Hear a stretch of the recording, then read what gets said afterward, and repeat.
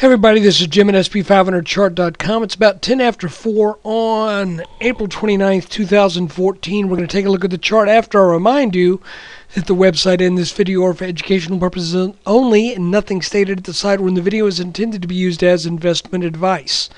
I can draw lines on charts, but you have to draw your own conclusions from your own research and make investment decisions that are suitable for your personal financial situation. I'm not a licensed financial professional, just a guy who draws lines on charts. So let's look. Well, we today got over our little descending resistance line right here on very, very, very, very short term. This is not a major thing at all. And you can see we got over it at the open, kind of back tested down to around 1872, then pretty much went sideways for essentially about, what time is that, 11 o'clock on. And the question is this going to consolidate and then move up to test 1884, or is this just going to go sideways and then head back down to 1840 to 1850? Because we are still in that range. One thing I want to show you that I think is kind of interesting, and I believe the 15-minute chart does this the best justice here, is if we keep this point right here on the all-time S&P high. Okay, you remember how sometimes we'll rotate lines. For example, we'll take this right here, and then we'll say, for example, see how that all lined up. Then we broke out over it, back tested. Then we started to move up. Then we moved back down. And then we moved it here, which is parallel to this bottom line. We broke out over that. That established a 4-day uptrend. And now we have come sideways pretty much for the past 6 days, at least as the net result, even though we did hit in the low 1850s. Just for jollies, if you move this line from the all-time high to the highs of the 22nd and the 24th and extend it on out, that's kind of where we met resistance today. I can't explain to you any good reason why that is the case. All I can tell you is often things like that just kind of line up.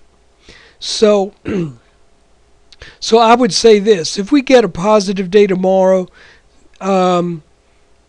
then I think we got a good chance at making a good faith effort at taking out 1884. I really want to see that happen. There's no guarantees at this point because, like I said, if you interpret this as a significant line of short-term resistance, then we may not do it. But if we do get over this, then I would say with this short-term resistance being overcome, then this may be another one of those funny-looking inverted and truncated head and shoulders patterns. And if it is, then maybe we finally get over 1884 and close over it. So I think that is a possibility, but just wanted to show you there is at least a reason to think we may have closed just a little bit under short-term resistance. So let's see what the market has in store for tomorrow. We start a new month on Thursday. Maybe we pull back a little bit, and then on Thursday we see some upwards momentum. Who knows? But until we get over 1884, and I would say, as we've said before, a close over 1900, then quite frankly, it's anybody's guess where we're going to wiggle around between 1840 and 1884.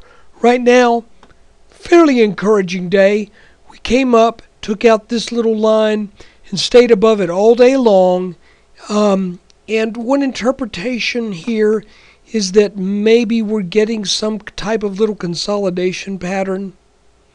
If so, we would have a top line about here, and then maybe we have a rising support line. I don't think we would say this steep line right here would be rising support, because that's just rising too fast. That's not gonna hold up. But maybe we'll find something, who knows? Wherever we make our first dip down and then rally tomorrow, whether that happens or not, all I'm saying is this 1880 right here looks to be short-term resistance.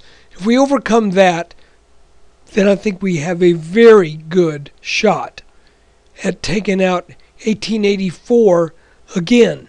And hopefully this time with a close over 1884, and hopefully a close either sometime this week over 1900. So guys, I think I'm going to leave it at that. It's pretty simple. We're just once again in that nether regions, but the good news being we're at least over this very short term resistance line. That's good. And I want to get over 1884 and stay over 1884 for a while. So there you have it, your video analysis of the S&P 500 for April 29th, 2014. I would chalk today up as a mildly positive day, but I really want to see some follow-through strength to get out, up and out and over this range that we have been in for many weeks now. Let's see if this week is the week we get that done. Thanks for watching. Take care.